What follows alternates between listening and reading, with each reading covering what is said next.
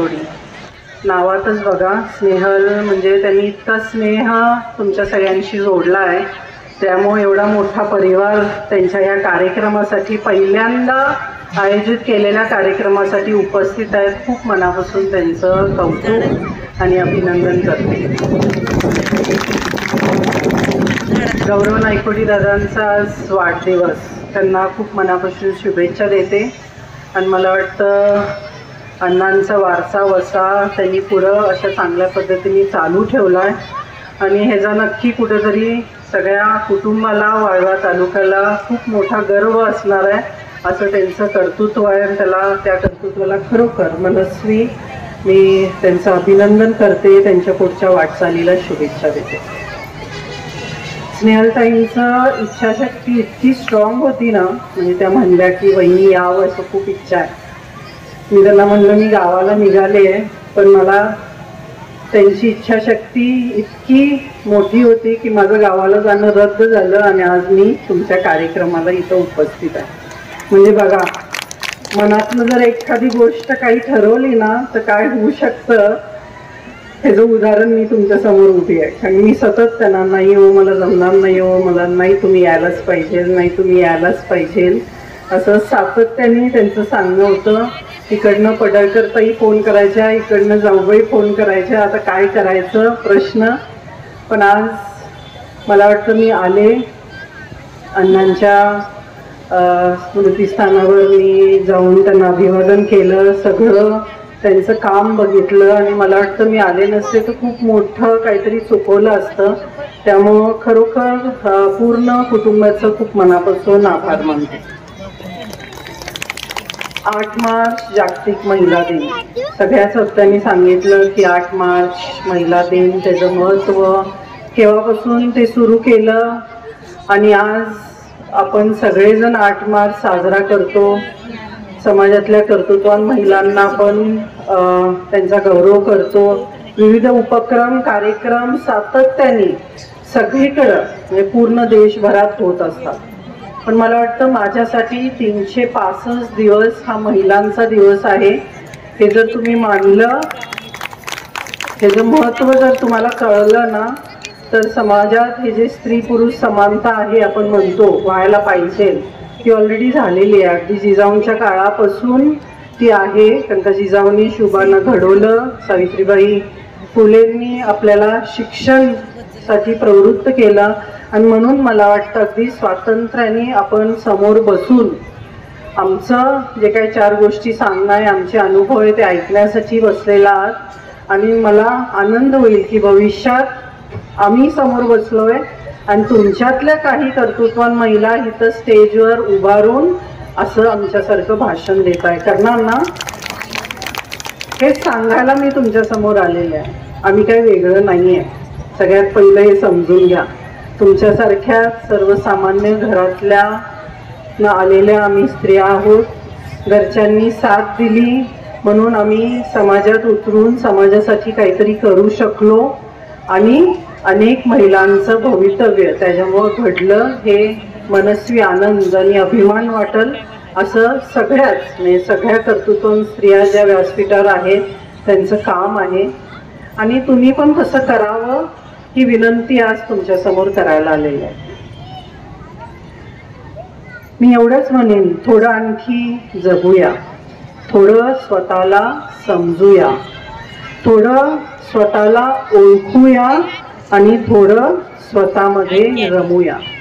सगळ्यात महत्त्वाचं काय की स्त्री म्हणून आधी स्वतःचा अभिमान बाळगणं हे खूप महत्त्वाचं आहे. आणि समाजात राहणारी प्रत्येक स्त्री किती महत्त्वपूर्ण आहे आपल्यासाठी हे जेव्हा एक स्त्री समजेल ना, तेव्हा खऱ्या अर्थाने क्रांती घडणार आहे.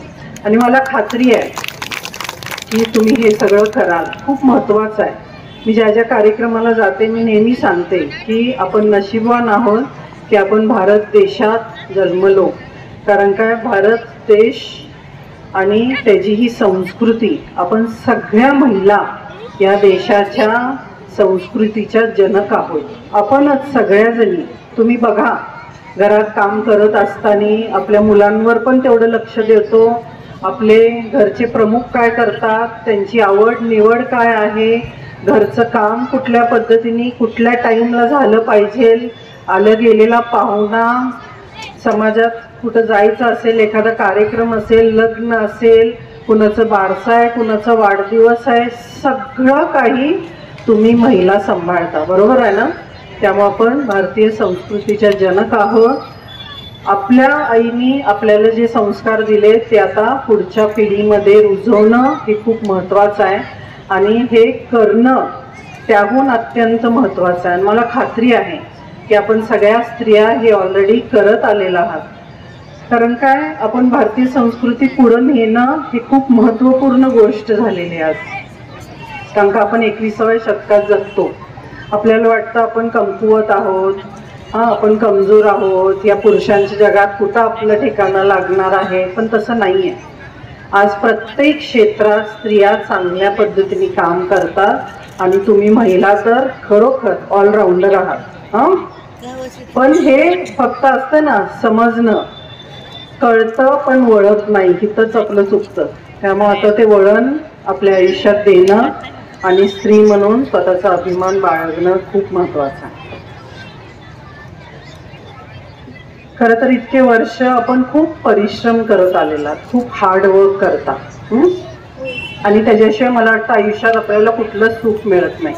कष्ट परिश्रम हे करायलाच लागतं. पण आज 21व्या शतकात राहत असताना आपण हार्डवर्क बरोबर स्मार्ट वर्क केलं पाहिजे. ही काय महत्त्वाचं आहे, थोडासा अभ्यास, थोडीशी माहिती की जगात काय चालू आहे. टीव्हीवर तुम्ही बघता, काय बघता, आई कुठं काय करते, तिची साडी कशी आहे की नाही, ती काय काय घालते, कसे दागिने, आणि मग घरी आलेच तुमचे घरचे प्रमुख की मग हट्ट करायचा, मला तर तसलीच साडी पाहिजे, काही पण करून आणून द्या. त्यांच्यासमोर तो मोठा प्रश्नचिन्ह असतो. पण स्मार्ट वर्क खूप महत्त्वाचं आहे. कारण का आज राज्य शासन असून दे, केंद्र शासन असून दे, स्नेहल नायकोडी ताई आहेत, हर्षदा महाडिक आहेत, व्यासपीठावर सगळे आदरणीय सरपंच मॅडम आहेत, जिल्हा परिषदच्या सदस्य आहेत. आम्ही भागीरथी महिला संस्थेच्या वतीने कोल्हापूर जिल्ह्यात काम करतो. पण आज सरकारच्या माध्यमातून जे काय तुमच्यासाठी वेगवेगळ्या योजना आहेत त्याची थोडीशी माहिती घेणं, त्याच्याबद्दल वाचन करणं, आणि सगळं ऑनलाईन पद्धतीने आजकाल चालतं आणि त्या पद्धतीने तुम्ही ऑनलाईन पद्धतीने त्याच्यामध्ये यावं आणि ह्या वेगवेगळ्या योजनांचा नक्कीच लाभ घ्यावा. मी स्नेहलताईंना विचारलं आल्यावर की तुम्ही एखादी संस्था स्थापन केली आहे का? त्या म्हणल्या नाही, आम्ही हे महालक्ष्मी नावाने हे सुरुवात केलेली आहे. आज हे खूप मोठं भव्य दिव्य तुम्ही इथं महोत्सव साजरा करताय, पण भविष्य काळात काही मी तुम्हाला सूचना करणार आहे की तुम्ही एखादी चांगली महिलांसाठी संस्था सुरू करा. कारण का तुम्ही 40 महिलांना घेऊन, तुमच्या मैत्रिणींना घेऊन जरी तुम्ही एक विशी स्वरूपात छोटंसं रोपटं लावलंय, त्याचं आज ह्या मोठ्या स्वरूपात वटवृक्ष झालेला आहे. पण या संस्थेच्या माध्यमातून सगळ्या केंद्र शासनाच्या, राज्य शासनाच्या योजना तुमच्यापर्यंत याव्यात आणि तुमच्या माध्यमातून या महिलांपर्यंत जाव्यात, असं तुम्ही एक संस्था नक्की स्थापन करावी. कारण का आज बघायला गेलं की आज अगदी शाळेत शिकणाऱ्या महिला असून दे, शिकणाऱ्या मुली असून देत, किंवा अगदी त्या गर्भातलं ते मूल असून देत, ह्यांच्यासाठी पण केंद्र शासन आदरणीय नरेंद्र मोदीजींनी योजना आणलेल्या आहेत. या सगळ्या योजनांचा नक्की तुम्ही लाभ घ्यावा.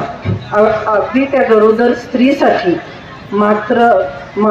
मातृवंदन योजना आहे, सुकन्या समृद्ध योजना आहे. म्हणजे भविष्यात तुमच्या घरात एक मुलगी जन्माला आली ना, ती तर लखपतीच होणार आहे. अशी योजना केंद्र सरकारच्या माध्यमातून सुरू केली गेलेली आहे. आपण कुठं कमी पडतो माहिती आहे का? कारण का आपल्याला ह्या सगळ्या गोष्टीचं माहिती नसते, या सगळ्या गोष्टीचा अभ्यास नसतो आणि म्हणून आपण कमी पडतो.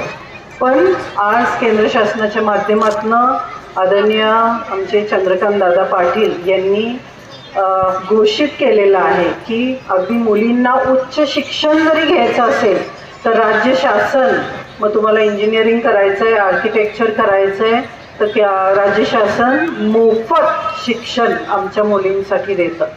1 रुपयाचं सुद्धा फी तुम्हाला भरायची नाही आहे. मोफत शिक्षण आमच्या मुलींसाठी उपलब्ध करून दिलेलं आहे. मुलींना जर पुढं परदेशात शिक्षणासाठी जायचं आहे तर त्याच्यासाठी केंद्र शासनाच्या योजना आहेत. अगदी तुम्हाला रोजगारासाठी सुद्धा काही योजना उपलब्ध आहेत. त्याची सगळी माहिती मी स्नेहलताईंना विनंती करणार आहे की सगळी माहिती घेऊन तुमच्या माध्यमातून आमच्या या महिलांपर्यंत मुलींपर्यंत तुम्ही पोहोचवाव्यात आणि त्या माध्यमातून आमच्या मुली आमच्या महिला चांगल्या पद्धतीने आर्थिकदृष्ट्या सक्षम होतील असं काहीतरी काम व्हावं एवढीच एक विनंती तुमच्यासमोर करणार आहे. आज बचत गट खूप मोठ्या प्रमाणात अगदी भारत देशभर चालतात. तुम्ही ऐकले का हो पुरुषांचं बचत गट आहे, महिलांचं काय आहे? कारण का पूर्वीच्या काळांपासून काही आजी वगैरे बसल्या असतील तर पेपरच्या घडीखाली साडीच्या घडीत सगळीकडं नोटा सापडत होत्या. अगदी काही वर्षापूर्वी जेव्हा डिमॉनिटायझेशन झालं तेव्हा 1000च्या नोटा किती बाहेर आल्या हे मी सांगायला नको. मग गडबडीने आता त्याचं काय करू, मग साहेबांना कळणार आता कसं करायचं, माझ्याकडं हे 20,000 रुपये कुठून आले साहेब विचारणार, खूप गडबड उडालेली. बरोबर आहे ना? माझं पण थोडं तसं झालेलं आहे. मी लगेच ऑफिसला फोन केला, मला काही माहीत नाही, मला या नोटा बदलून पाहिजे. हो वहिनी अजून टाईम आहे, देतो सगळं करून. पण अशा काही गोष्टी. पण आज बचत गट एक मोठं माध्यम आहे. बचतीची सवय आमच्या महिलांना शिकवायला लागत नाही, ते अगदी अंगीकार आहे. आपण नेहमी बचत करत आलेलो आहोत, पण ती बचत बँकांच्या माध्यमातून होणं खूप महत्त्वाचं आहे. आणि राज्य आणि केंद्र शासनाच्या ज्या योजना आहेत खास करून आज मला उल्लेख करायचा आपल्यासमोर. कारण पूर्वीचा काळ जेव्हा बचत गट स्थापन झाले तेव्हा असं होतं की 10,000 रुपये महिलांना मिळायचे काहीतरी छोटा मोठे उद्योग सुरू करायला. आणि जर प्रत्येक महिलाची वाटणी बघितली तर 1,000 त्यांच्या वाट्याला यायचं. पण आज शासनाच्या माध्यमातून जवळजवळ 20 लाख रुपये आमच्या महिला बचत गटांना मंजूर होतात. प्रत्येकीच्या वाटाला 2 लाख रुपये येतात. आणि तुम्ही एखादा व्यवसाय सुरू करायला 2 लाख खूप मोठी किंमत आहे. बरोबर आहे ना? आणि मग वेगवेगळ्या माध्यमातून प्रशिक्षण घेऊन शासन सुद्धा प्रशिक्षण देतं. आम्ही सुद्धा भागीरथी महिला संस्थेच्या वतीने जे काय प्रशिक्षण देतो ते आपल्या वाळव्या गावात प्राथमिक स्वरूपात आम्ही द्यायला इच्छुक आहोत. पण भविष्यात मला खात्री आहे की स्नेहलताईंच्या माध्यमातून प्रशिक्षण असून देत, तुमचं आरोग्य असून देत, मुलींचं संरक्षण असून देत, अगदी शाळेत जाणाऱ्या आमच्या मुलींसाठी कळीमर्दानासारखा कार्यक्रम असून देत, असे वेगवेगळे उपक्रम राबवून या सगळ्या शासन मान्य योजनांचा नक्कीच लाभ होऊन देत आणि एखादा व्यवसाय सुरू करायला जे शासनातर्फे तुम्हाला वेगवेगळ्या योजना किंवा मदत जे मिळते त्याचा उपयोग करून तुम्ही छोटे मोठे उद्योग तुमच्या गावामध्ये सुरू करावेत असं सगळ्यांना अगदी जाहीरपणे आव्हान करते. जाता जाता एकच गोष्ट सांगणार आहे. अगदी 8-10 दिवसापूर्वी साहेब गडिंग्लज दौऱ्यावर होते. येताना एवढा मोठा बॉक्स बिस्किट खारी काय काय काय काय घेऊन आले. म्हणलं साहेब हे कुठून आणलाय? मग तेव्हा साहेबांनी सांगितलं की गडिंग्लजला गेलेलो आणि एक मुलगी माझ्यासमोर आली आणि हे घ्या साहेब हे तुम्हाला माझ्याकडनं. साहेबांना वाटलं की बचत गटाच्या मार्फत ती काहीतरी उत्पादन तिने सुरू केलेलं आहे. मग साहेबांनी घेतलं, पियेकडं दिलं, जा रे बाबा गाडीत ठेव. तिने हट्ट केला, नाही नाही तुम्ही खायचं आहे आत्ता, माझं ते बिस्किटचं पुडा उघडून तुम्ही ते बिस्किट तिथं टेस्ट करायचं आहे. साहेबांनी ते केलं, खूप उत्कृष्ट. आणि घरी पण आणलं. सकाळी गेले 2 दिवस चहाबरोबर तेच छान बिस्किट खायचं काम चालवलं. मग थोडंसं माहिती साहेबांनी तिला विचारली की कशा पद्धतीने.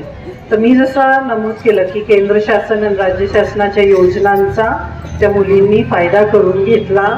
छोटंसं तिने बेकरी सुरू केली. आज मोठ्या प्रमाणात फॅक्टरी सुरू केलेली आहे. आज जर्मनी आणि UK सारख्या ठिकाणी ती मुलगी आपलं उत्पादन पाठवते.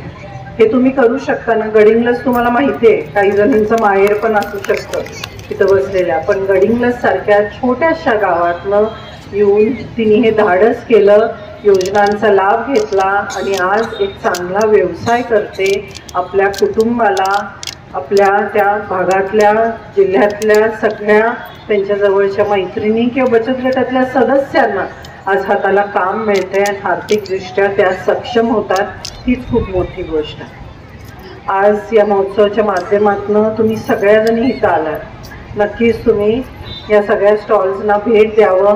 ज्या महिला ऑलरेडी काहीतरी करतात त्यांचं कौतुक करावं, त्यांच्याकडनं काहीतरी खरेदी करावी, म्हणजे नक्कीच त्यांचा उत्साह वाढेल, त्यांना ऊर्जा मिळेल आणि भविष्यात चांगलं आणि काहीतरी करण्याची त्यांना प्रेरणासुद्धा मिळेल. आणि तुम्ही पण ते करावं, म्हणजे पुढच्या वर्षी असं व्हायला पाहिजे की तुमच्यातल्या पण काही महिलांचे इथं स्टॉल्स असायला पाहिजे. मी अजून एकदा स्नेहलताईंना हे सुद्धा सांगू इच्छिते की पुढच्या वर्षी जेव्हा आमचं भीमा कृषी प्रदर्शन असणार आहे तेव्हा तुम्ही या महिलांना खास त्या भीमा कृषी प्रदर्शनाला भेट द्यायला घेऊन या. कशा पद्धतीने आमच्या महिला काम करतात हे तुम्ही बघावं. माझ्यासमोरच इथं मी ज्यांचं नाव घेतलं आमच्या गीताताई आहे. गीता येणार त्या स्टेजवर? या. मी नेहमी गीतांना कुठल्या तरी कार्यक्रमाला घेऊन जाते आणि खास करून महिला वर्ग खूप मोठ्या प्रमाणात असतात तेव्हा गीतांची आणि माझी ओळख गेले 15-16 वर्षापासून आहे. मी नेहमी त्यांना म्हणते की मूर्ती लहान कीर्ती महान आहे ना, एवढी शत्र आहे. त्यांना 4 मुली आहेत आणि खूप उत्कृष्ट मुलींना मोठं केलेलं आहे. एक CA ची एक्झाम देते, एकीने जॅपनीज लँग्वेज शिकून आज जपानला जायचं